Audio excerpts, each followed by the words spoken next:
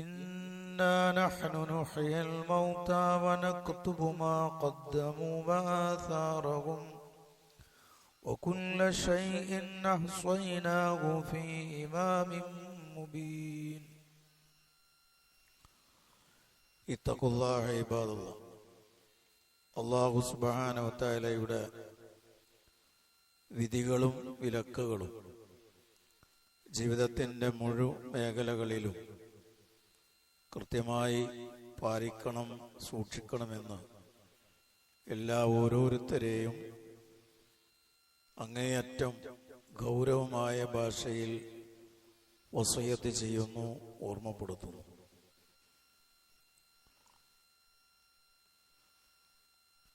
മനുഷ്യരുടെ പൊതു സ്വഭാവമാണ് ഞാൻ കണ്ണടച്ചു പോയാൽ അല്ലെങ്കിൽ ഞാൻ കിടപ്പിലായാൽ എൻ്റെ മക്കളുടെ ഭാവി എന്തായിത്തീരും, അവരുടെ വിദ്യാഭ്യാസവും അവരുടെ വിവാഹങ്ങളുമൊക്കെ സുഖകരമായി നടക്കുമോ എന്ന് തുടങ്ങി മക്കളുടെ ഭാവിയെ സംബന്ധിച്ച ഒരു 100 കൂട്ടം ആശങ്കകൾ, ഒരു 100 കൂട്ടം നമ്മെ അസ്വസ്ഥപ്പെടുത്തുന്ന കാര്യങ്ങൾ നമ്മുടെ മനസ്സിൽ എപ്പോഴും തളം കെട്ടി നിൽക്കും.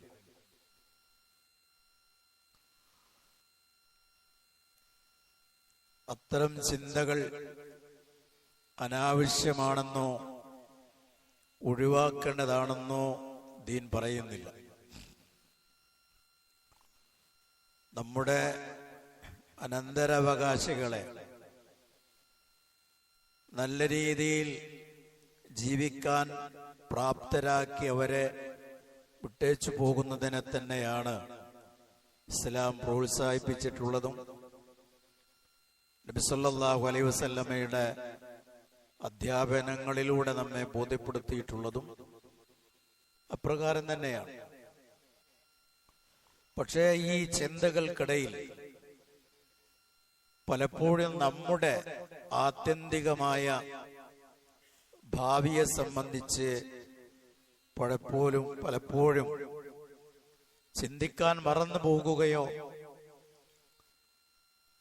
അതല്ലെങ്കിൽ നമ്മുടെ ആത്യന്തികമായ ഭാവിയാകുന്ന പരലോകത്തിന് വേണ്ടിയുള്ള അധ്വാനത്തിന് നേരത്തെ പറഞ്ഞ ചിന്തകൾ, നേരത്തെ പറഞ്ഞ അസ്വസ്ഥതകളും ആശങ്കകളും അത് നമ്മുടെ ആത്യന്തിക ജീവിതത്തിന്റെ അവിടെ രക്ഷപ്പെടുവാൻ ആവശ്യമായ പ്രവർത്തനത്തിന് മങ്ങലേൽപ്പിക്കുകയോ പോറലേൽപ്പിക്കുകയോ ചെയ്യുന്നുണ്ടോ എന്ന്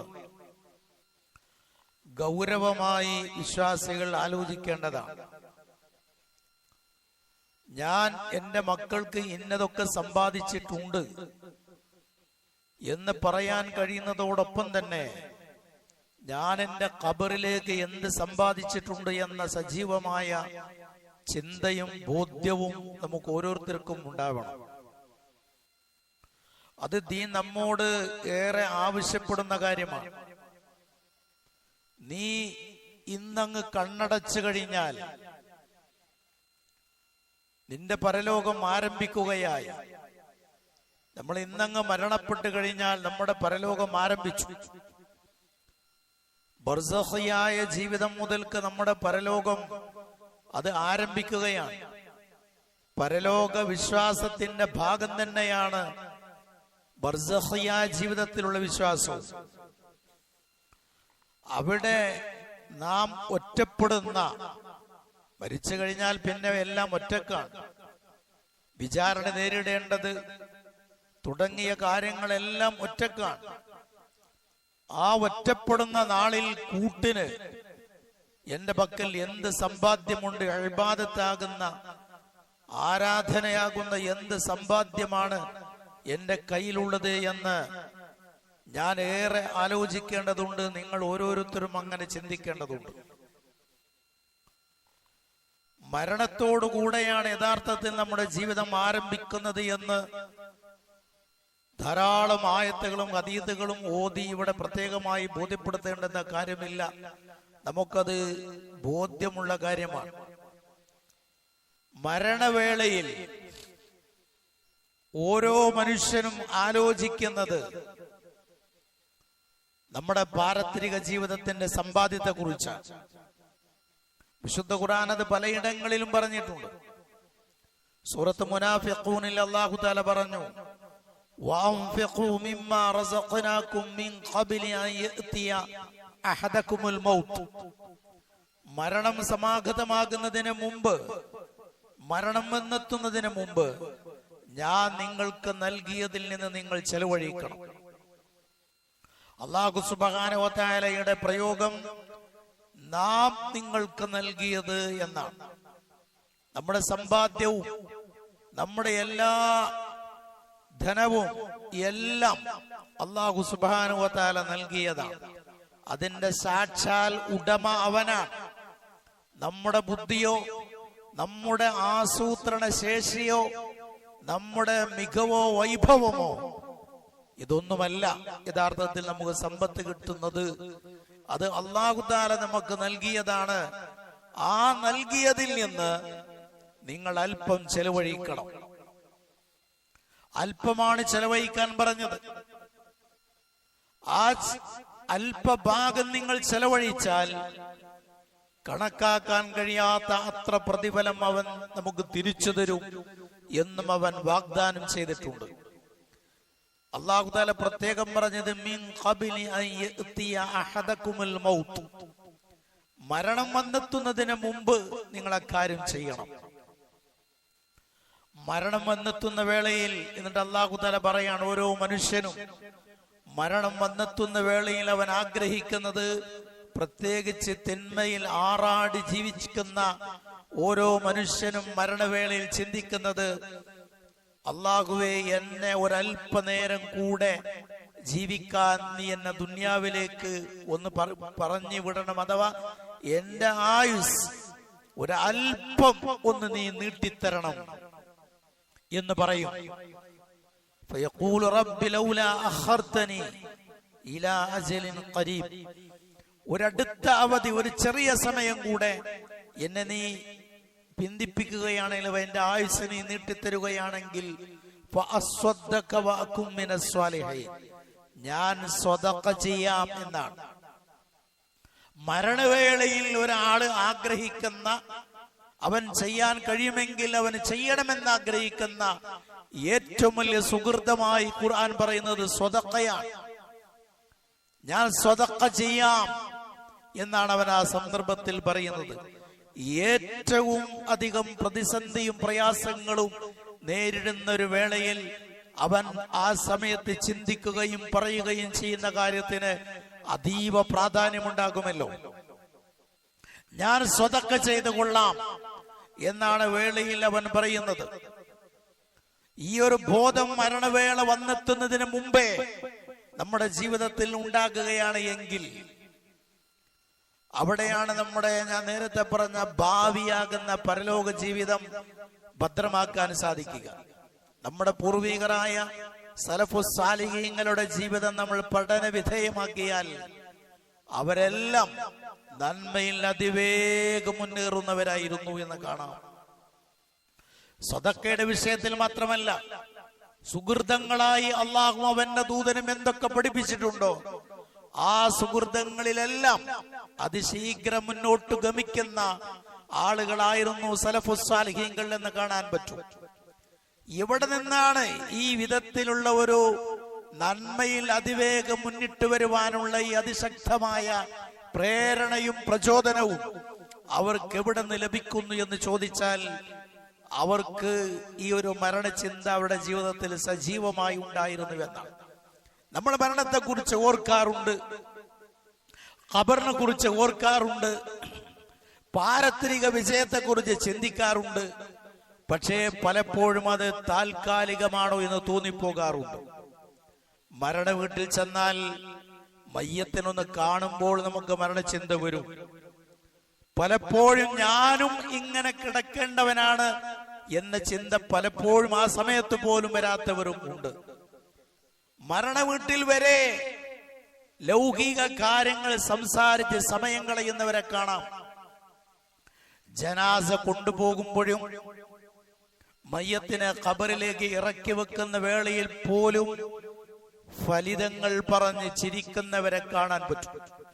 ഞാൻ വെറുതെ പറയുകയല്ല. അങ്ങനെ ആ വിധത്തിൽ പോലും മരണചിന്ത പറ്റേ കെട്ടടങ്ങുകയോ അതിന് ഗ്രഹണം ബാധിക്കുകയോ ചെയ്തിട്ടുണ്ട്. സലഫുകൾ അങ്ങനെയായിരുന്നില്ല. മഹാനായ ഉസ്മാൻ ഇബ്നു അഫ്ഫാൻ റളിയല്ലാഹു അൻഹുവിന്റെ ചരിത്രം നമുക്ക് സുപരിചിതമാണ്.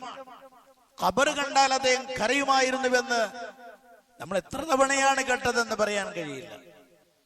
സ്വർഗം കൊണ്ട് സുവിശേഷം അറിയിക്കപ്പെട്ടിട്ടുള്ള, സന്തോഷ വാർത്ത അറിയിക്കപ്പെട്ടിട്ടുള്ള ഉസ്മാൻ ഇബ്നു അഫ്ഫാൻ റളിയല്ലാഹു തആല അൻഹു ഖബർ കാണുമ്പോൾ കരയാറുണ്ടായിരുന്നു എന്ന് പറഞ്ഞവൾ നിർത്താതെ ആ ഖബറിൽ എത്തിപ്പെട്ടാൽ അവിടെ നിന്ന് അങ്ങോട്ടുള്ള ജീവിതത്തിൽ രക്ഷപ്പെടുവാനുള്ള ആ കാര്യങ്ങളും ആ കൂട്ടത്തിൽ അദ്ദേഹം ചെയ്യാറുണ്ടായിരുന്നു.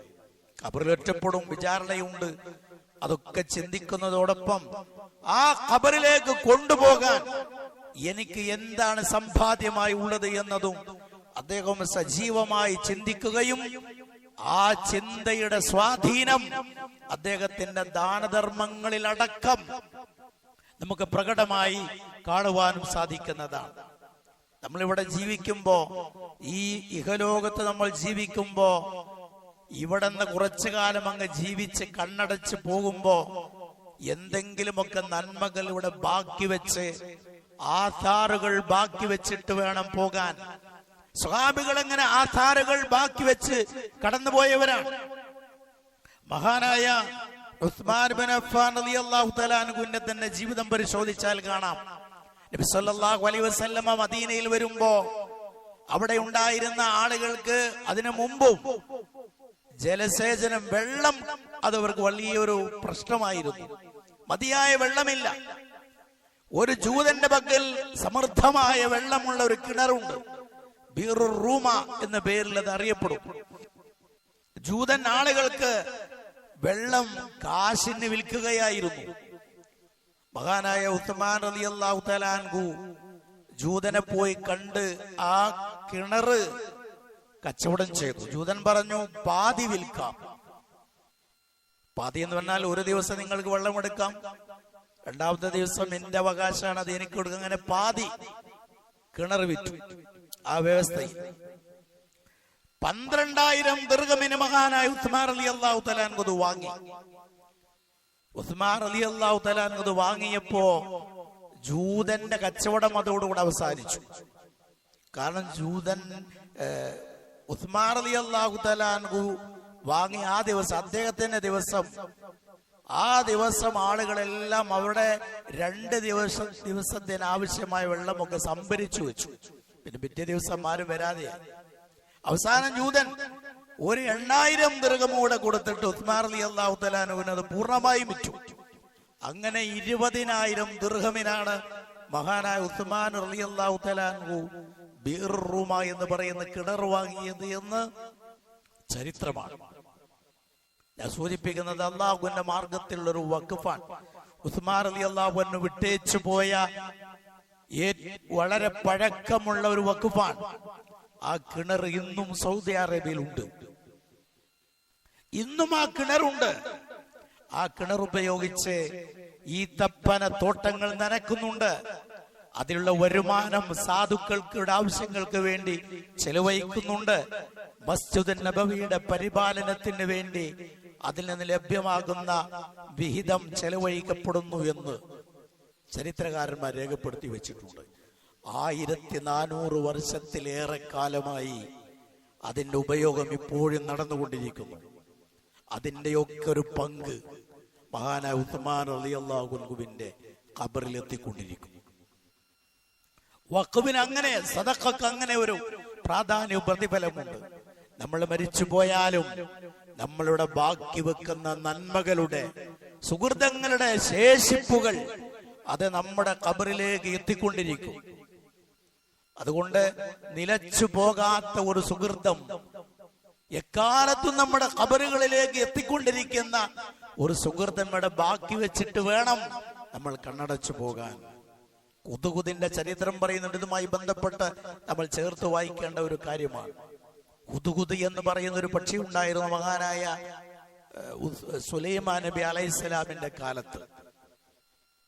ആ ഹുദ്ഹുദിനെ കുറിച്ചുള്ള ചരിത്രം വിശുദ്ധ ഖുർആനിൽ ഇന്നും നമ്മൾ പാരായണം ചെയ്യും.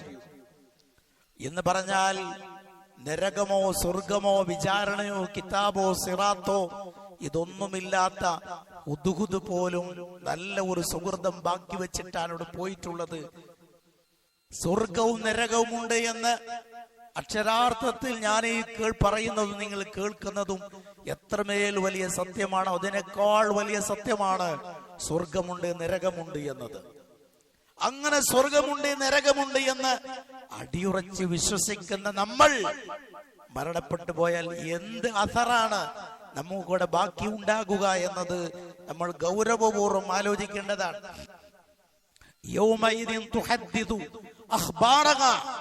അന്നേ ദിവസം ഭൂമി അത് സംസാരിച്ചു കൊണ്ടിരിക്കുമെന്ന് പറയുന്നു. ഈ ഭൂമുഖത്ത് നമ്മൾ ചെയ്തിട്ടുള്ള കാര്യങ്ങളെ കുറിച്ച് ഭൂമി സംസാരിച്ചു കൊണ്ടിരിക്കും. നമ്മെ കുറിച്ച് ഭൂമി നല്ലത് പറയണം. ഇന്ന സ്ഥലത്ത് വെച്ചവൻ ഇന്ന സുഹൃതം ചെയ്തു, ഇന്ന സ്ഥലത്ത് അവൻ ഇന്ന കാര്യം ചെയ്തു എന്നിങ്ങനെ നമ്മളെ കുറിച്ച് സുഹൃതം പറയാവുന്ന വിധത്തിലുള്ള ഒരു നന്മ ഇവിടെ ബാക്കി വെക്കണം എന്നതാണ് ഇത്തരം ആയത്തുകളും ഹദീസുകളും ഒക്കെ നമ്മെ ബോധ്യപ്പെടുത്തുന്നത്. സ്വത്തൊന്നും ഉപകരിക്കാത്ത, നമ്മുടെ സമ്പാദ്യമൊന്നും ഉപകരിക്കാത്തൊരു നാള് വരും. അതിന് മുമ്പ് അത് ചെയ്തിരിക്കണം. വിശുദ്ധ ഖുർആൻ തന്നെ അത് ഓർമ്മപ്പെടുത്തിയിട്ടുണ്ട്. അന്ത്യനാളിന്റെ വേളയിൽ ഭൂമി വലിയ തൂണുകൾ കണക്കെ സ്വർണത്തിന്റെയും വെള്ളിയുടെയും തൂണുകൾ കണക്കെയുള്ള വലിപ്പത്തിലുള്ള ആ വിധത്തിൽ ഭൂമി സ്വർണവും വെള്ളിയും പുറന്തള്ളും എന്ന് നബി സല്ലല്ലാഹു അലൈഹി വസല്ലമ പറഞ്ഞിട്ടുണ്ട്. എന്നിട്ട് അത് കാണുന്ന സമയത്ത്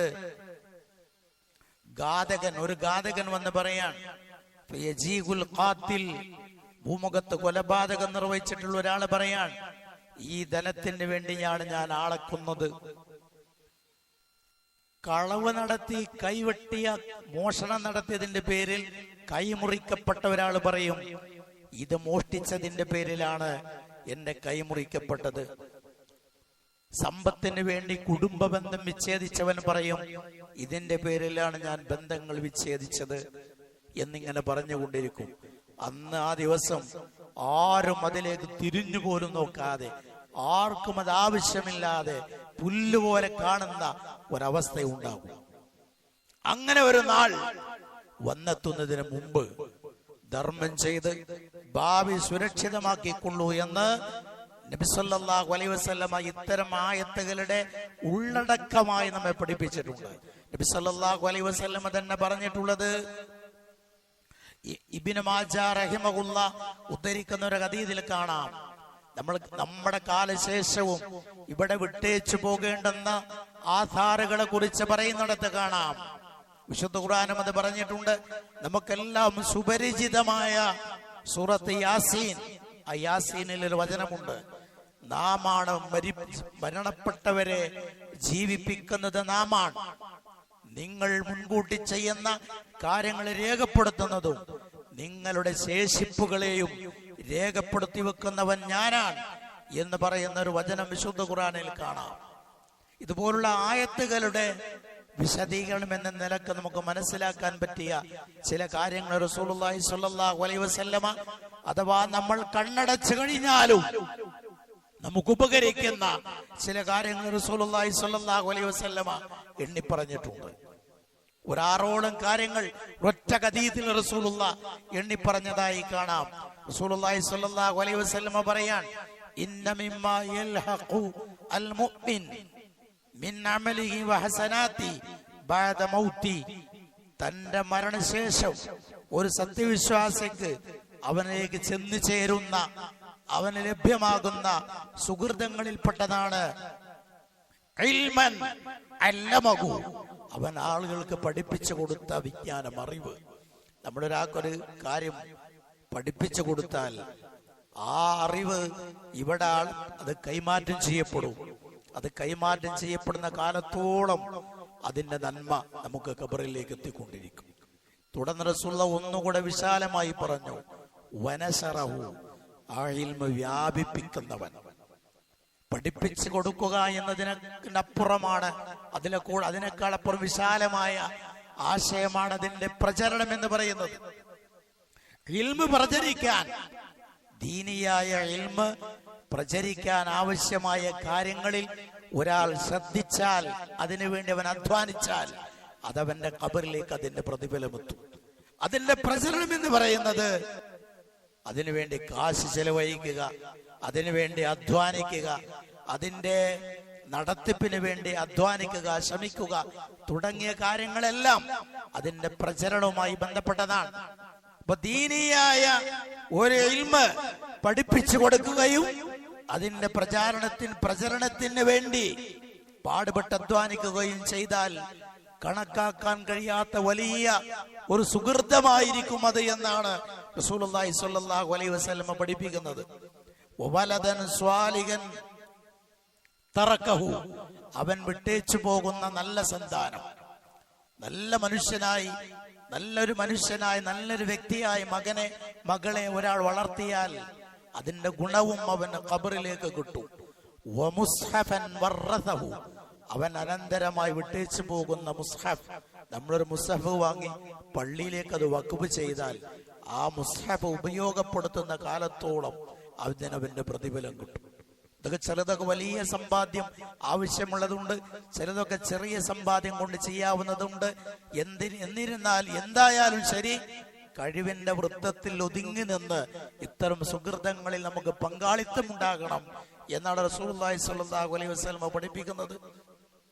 ഔ മസ്ജിദൻ ബന, അല്ലെങ്കിൽ അവൻ നിർമ്മിക്കുന്ന ഒരു പള്ളി എന്ന് പറയുമ്പോൾ ഭീമമായ ഒരു പള്ളി മാത്രമല്ല, ചെറിയൊരു പള്ളിയാണെങ്കിൽ പോലും അതുപോലും വലിയ നേട്ടമായി മാറും. ഇപ്പൊ നമ്മുടെ നാടുകളിൽ നമ്മുടെ അറബി സഹോദരങ്ങൾ അവരുടെ സഹായത്താൽ ധാരാളം പള്ളികളുണ്ട്. ഈ പള്ളി തരുന്ന സഹോദരങ്ങളെല്ലാം അവർ വലിയ സമ്പന്നരൊന്നുമല്ല, അധിക പേരും വലിയ ധനാഢ്യരോ കോടീശ്വരന്മാരോ അല്ല. അവർക്ക് കിട്ടുന്ന ശമ്പളത്തിൽ നിന്ന് നിശ്ചിതമായ ഒരു സംഖ്യ സ്വരൂപിച്ച് വെച്ച് അത് പള്ളി നിർമ്മാണത്തിന് വേണ്ടി എന്റെ പേരിൽ അള്ളാഹുവിന്റെ ഭൂമിയിൽ എന്റെ സമ്പാദ്യം കൊണ്ടൊരു പള്ളി ഉണ്ടാകണം, അതെന്റെ ഖബറിലേക്ക് അതിന്റെ കൂലി എനിക്ക് കിട്ടിക്കൊണ്ടിരിക്കണം എന്ന ഉദ്ദേശത്താൽ നമ്മുടെ അത്ര പോലും സാമ്പത്തികമായ ശേഷിയോ ഭദ്രതയോ ഇല്ലാത്ത അറബി സഹോദരങ്ങൾ അവർ ഇങ്ങനെ അവരുടെ ശമ്പളത്തിൽ നിന്ന് നീക്കിവെക്കുന്ന ചെറിയ സംഖ്യ സ്വരൂപിച്ച് നമ്മുടെ നാടുകളിൽ പള്ളി ഉണ്ടാക്കുന്നു. ഒരുപക്ഷെ അവർ ഉണ്ടാക്കുന്ന പള്ളിയേക്കാൾ വലിയ പള്ളിയും സ്ഥാപനങ്ങളും ഉണ്ടാക്കുവാനുള്ള സാമ്പത്തിക ശേഷിയുള്ള ധാരാളം സമ്പന്നർ ഒരുപക്ഷെ നമ്മുടെ നാടുകളിൽ ഉണ്ടാകും. പക്ഷെ എങ്കിലും ആ വിഷയത്തിൽ അവരെ മറികടക്കാൻ സാധിക്കാത്തത് അവരുടെ പരലോക ചിന്തയും നമ്മുടെ പരലോക ചിന്തയും രണ്ട് ഈ നിലവാരത്തിനാണോ നിൽക്കുന്നത് എന്നതാണ് അതിന്റെ കാരണം. ചിലപ്പോൾ രണ്ട് നിലവാരത്തിലാ എന്ന് പറഞ്ഞാൽ അവർക്കത് ശക്തമായി നമ്മൾ ഉൾക്കൊള്ളുന്നതിനേക്കാൾ ശക്തമായി ഉൾക്കൊള്ളുകയും അവരുടെ ഇടം നെഞ്ചിൽ പരലോക വിശ്വാസത്തിന് ശക്തമായ വേരോട്ടം ഉണ്ടാക്കുകയും ചെയ്തത് കൊണ്ടാണ്. നമ്മുടെ മനസ്സിലും ആ വിധത്തിലുള്ള ഒരു വേരോട്ടവും ചിന്തയും ബോധ്യവും പരലോകത്തെ കുറിച്ചുണ്ടാകുമ്പോൾ ധർമ്മം ചെയ്യാനും വഖഫ് ചെയ്യാനും ഒക്കെ നമ്മളും തയ്യാറാകും. എത്ര കണ്ട് പരലോക ചിന്തയും ബോധവും സജീവമായി നിൽക്കുന്നുവോ അതിനനുസരിച്ചാണ് സുഹൃതങ്ങളിൽ മുന്നേറാൻ സാധിക്കുക. അതെത്ര കണ്ട് ദ്രവിച്ചു പോകുന്നുവോ അതിനനുസരിച്ചാണ് സുഹൃതങ്ങളിൽ പിന്നോട്ടടി ഉണ്ടാകുക എന്നത് ഇതിന്റെ വലിയൊരു പാഠമായി പണ്ഡിതന്മാർ എടുത്തു പറയുന്നതായി കാണാം. പിന്നെ റസൂലുള്ളാഹി സ്വല്ലല്ലാഹു അലൈഹി വസല്ലം പറഞ്ഞത് ഔ ബൈതൻ ലിബ്നി സബീൽ ബനാ, വഴിയാത്രക്കാർക്ക് വിശ്രമിക്കുവാനും അവർക്കൊന്ന് കിടന്നുറങ്ങുവാനും റെസ്റ്റ് എടുക്കുവാനും ആവശ്യമുള്ള ഒരു ഇടം ആരുണ്ടാക്കി കൊടുക്കുന്നുവോ അതും വലിയ സുഹൃതമാണ് എന്നും റസൂലുള്ളാഹി സ്വല്ലല്ലാഹു അലൈഹി വസല്ലം പറഞ്ഞു. ഔ നഗറൻ നജ്റ, അല്ലെങ്കിൽ അവനൊരു അരുവിയെ ഒഴുക്കി എന്ന് പറഞ്ഞാൽ ആളുകൾക്ക് ജലം ലഭ്യമാക്കാൻ പറ്റാവുന്ന കിട്ടുന്ന വിധത്തിലുള്ള കിണറോ ജല സംവിധാനങ്ങളോ ഒരാൾ ഉണ്ടാക്കിയാൽ അതും വലിയ കർമ്മമാണ്. ഔ സദഖതൻ അഖ്റജഹു മിൻ മാലിഹി ഫീ സിഹ്ഹതിഹി വഹയാതി, തനിക്ക് നല്ല ആരോഗ്യമുള്ള വേളയിൽ തന്റെ സമ്പാദ്യത്തിൽ നിന്ന് സ്വതക്ക ചെയ്യുന്നത്, അത് വ്യാപകാർത്ഥത്തിലാണ്. അങ്ങനെ ഒരാൾ ചെയ്താൽ അതും അവന്റെ കാലശേഷം അവന് കിട്ടുന്ന വലിയ നേട്ടമാണ് എന്ന് റസൂലുള്ളാഹി സ്വല്ലല്ലാഹു അലൈഹി വസല്ലമ വളരെ കൃത്യമായി പഠിപ്പിച്ചിട്ടുണ്ട്. സഹോദരങ്ങളെ, ഇങ്ങനെ ധാരാളം നന്മകൾ ചെയ്യാനുള്ള അവസരങ്ങളും സന്ദർഭങ്ങളും നമ്മുടെ മുമ്പിലുണ്ട്.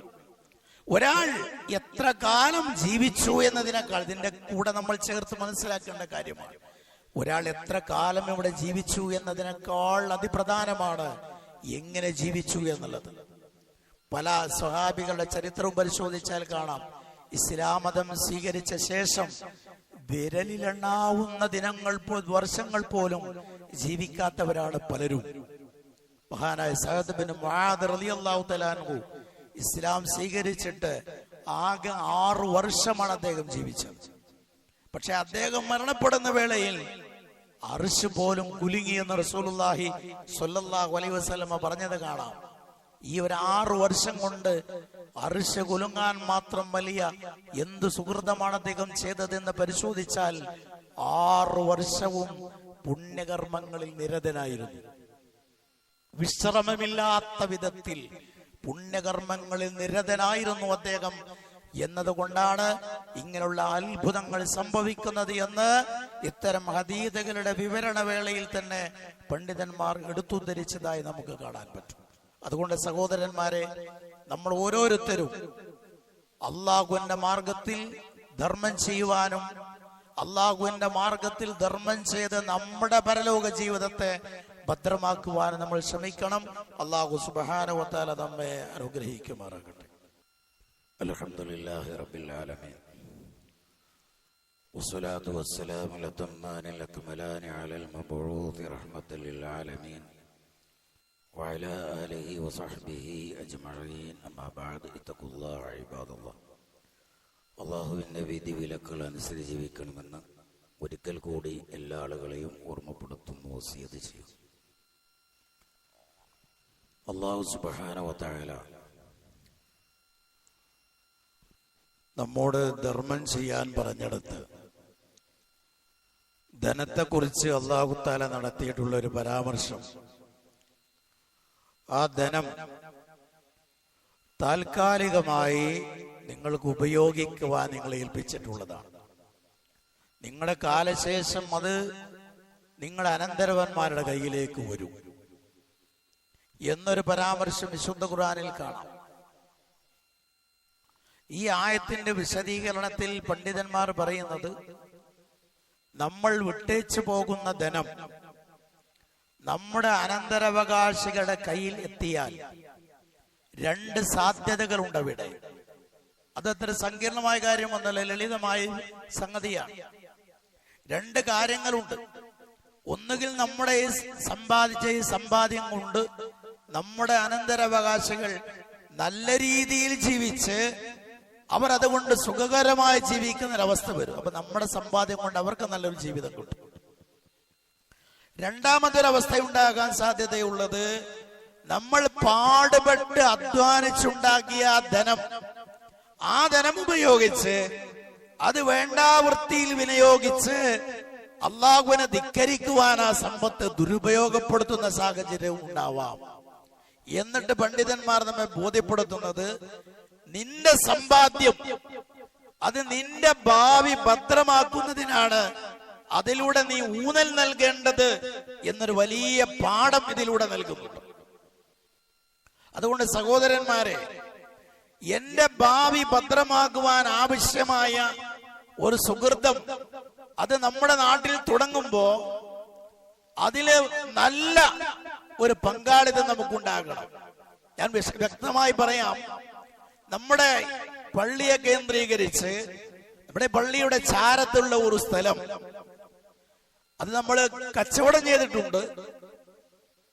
ഒരു 1.5 കോടി രൂപയുടെ ഒരു പ്രൊജക്ട് നമ്മുടെ പരിസരത്ത്, നമ്മുടെ പള്ളിയുടെ ചാരത്ത് വരാനിരിക്കും. ഞാൻ നേരത്തെ നബി സല്ലല്ലാഹു അലൈഹി വസല്ലമയുടെ വചനത്തിന്റെ അടിസ്ഥാനത്തിൽ എണ്ണിപ്പറഞ്ഞിട്ടുള്ള 6 കാര്യങ്ങളിൽ മിക്കതും ആ ഒരു സ്ഥാപനം നിലവിൽ വരുന്നതോടുകൂടെ ഇവിടെ സംജാതമാകും, ഇവിടെ ഉണ്ടാകുമെന്ന് യാഥാർത്ഥ്യമാകും.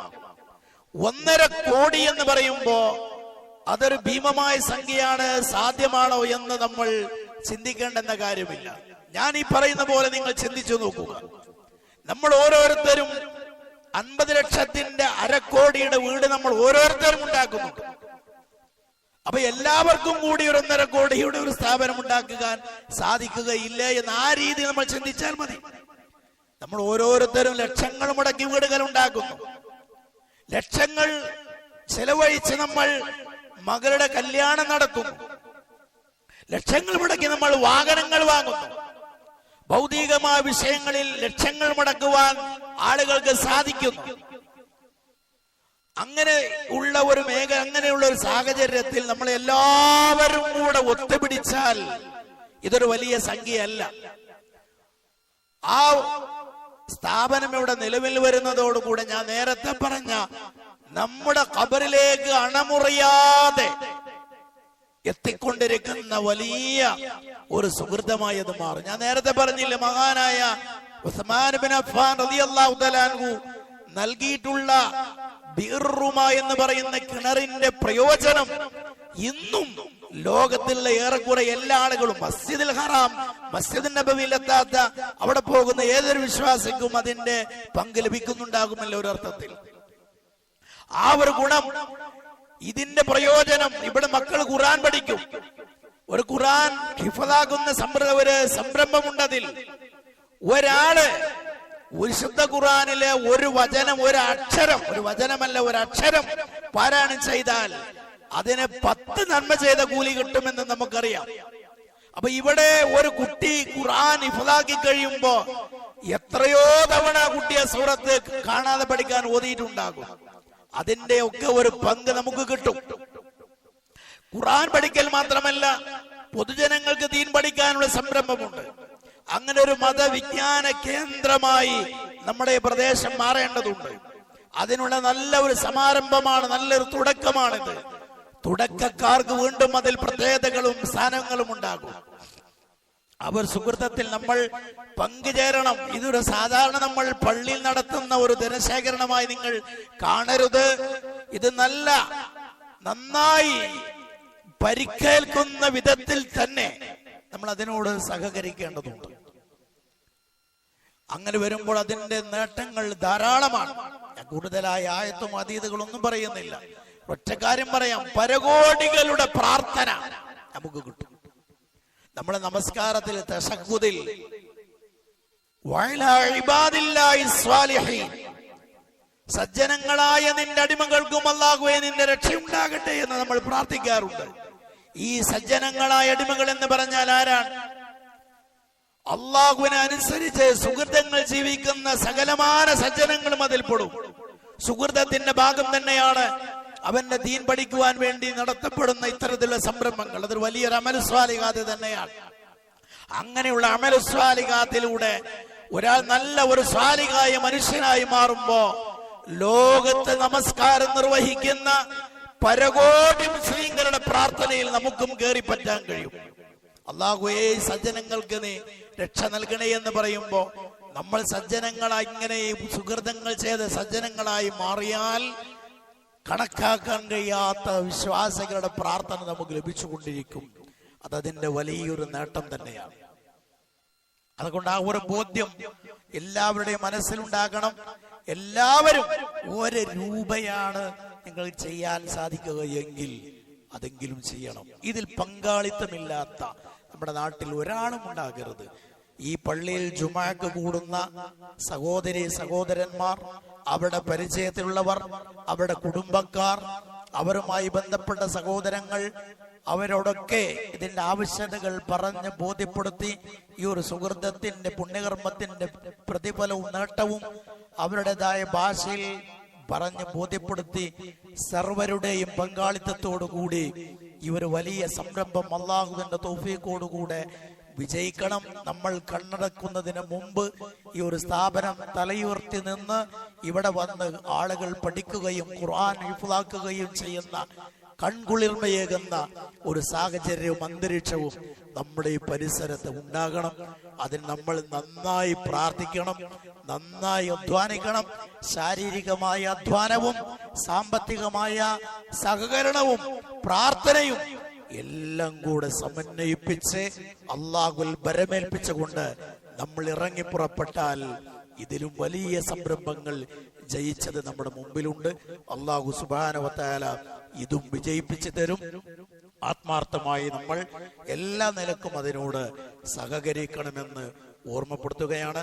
അള്ളാഹു സുബ്ഹാനഹു വ തആല അവന്റെ ദീനിന് വേണ്ടി ആവും വിധം ജീവിക്കുന്ന കാലത്തോളം പ്രവർത്തിക്കുവാനും അധ്വാനിക്കുവാനുമുള്ള തൗഫീഖും സന്മനസ്സും നമുക്ക് പ്രദാനം ചെയ്യുമാറാകട്ടെ.